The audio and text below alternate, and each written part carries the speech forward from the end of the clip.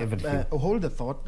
Let's now cross over to Mombasa, where the 18th annual conference of internal auditors is currently underway, and our reporter Juney Karisa is following up on that.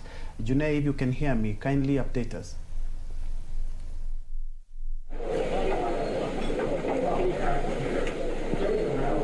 Good morning, Bentro. We're coming to you live from Mombasa, where 350 internal auditors from across the country are converged here for their 18th annual conference. I'm told this is the second largest conference for the internal auditors to happen in Africa. So I'm joined with the chairperson just to tell us what these internal auditors will be taking home after this particular conference. The control of budgets has just left the podium, and of course he has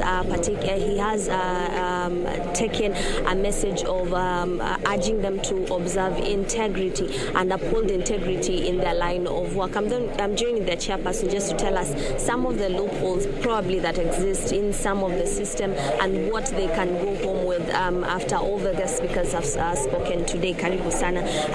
Just tell us today, what is the message that you want these auditors to go back home with, and how they can strengthen the internal control systems for the various departments that they hold.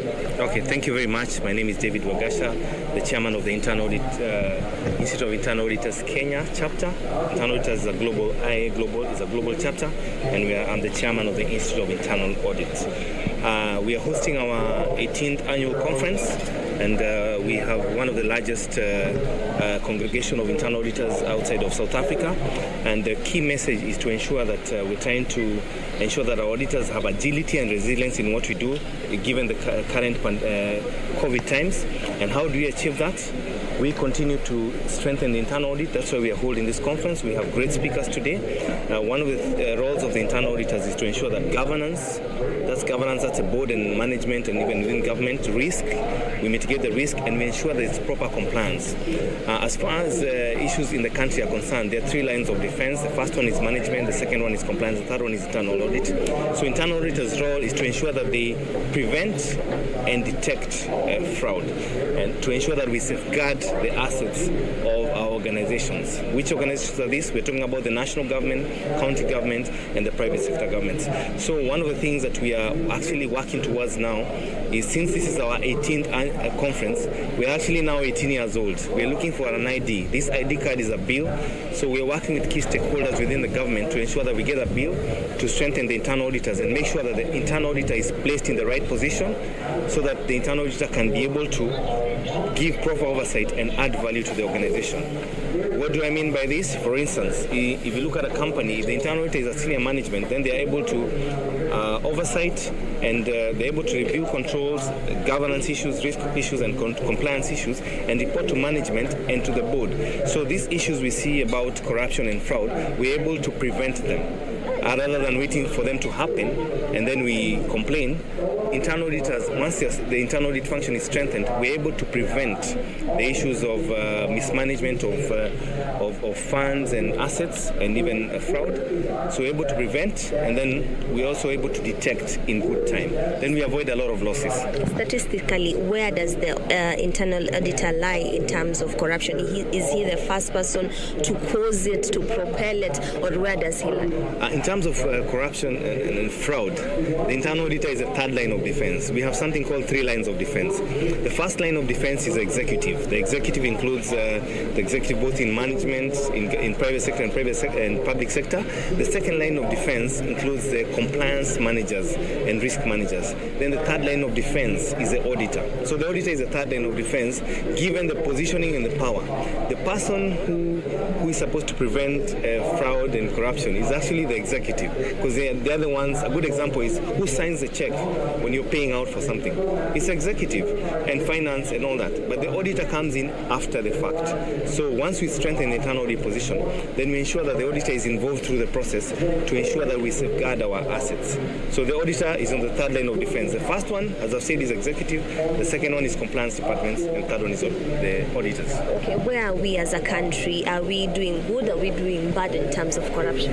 From my own experience across Africa, I think in Africa In terms of strengthening the internal audit, Southern Africa is ahead of us, then we have East Africa, and then West Africa. So we have seen tremendous growth in the last 18 years in terms of the government has put in a lot of focus.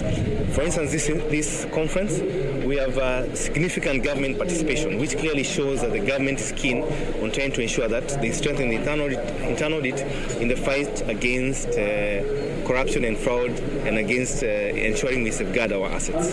So that's a position. Going home, what are some of the things that they can do so that they can ensure that the executive knows their role better and when it comes to managing fraud in the country? Going home, I think one thing we did last month, May was the Internal Audit Awareness Month, so we mobilized the auditors to inform, to ensure that within the organizations where they work, everyone is aware about internal audit. So what we're doing as an institute is to strengthen internal audit. I've talked about the Institute of Internal Auditors Bill that will ensure the internal audit is strengthened. So that's one of the things we're focusing on. Number two, we're also encouraging auditors to embrace technology, because technology is the way forward now, and most of them are working from home, so the ones who have technology are able to work effectively. And the issue of technology also brings in the issue of data, big data or data analysis, because today we no longer review manual documents, but we review data that is automated. So we're asking them to embrace technology, and finally we're asking them to embrace agility in ensuring that we don't use an old approach to address the new situation. So we are we're empowering the auditors to have agile audit plans to ensure that they can be able to address the current issues. Yes. Asante sana. That was the chairperson of the internal auditors who are here for their 18th annual conference in Mombasa. And of course, we will be engaging more stakeholders who are addressing the auditors to just get their feel when it comes to resilience in their line of work and how they can manage fraud in the internal control system and them as a people. So I hand it back to you, Bentro and Juney, to continue with them. Let's Thank you so much, Juney Karisa, live from Mombasa, where the 18th annual Internal Auditors Association are currently meeting there to deliberate on aspects when it comes to matters internal audit. And of course, we will be bringing a much comprehensive report on the same.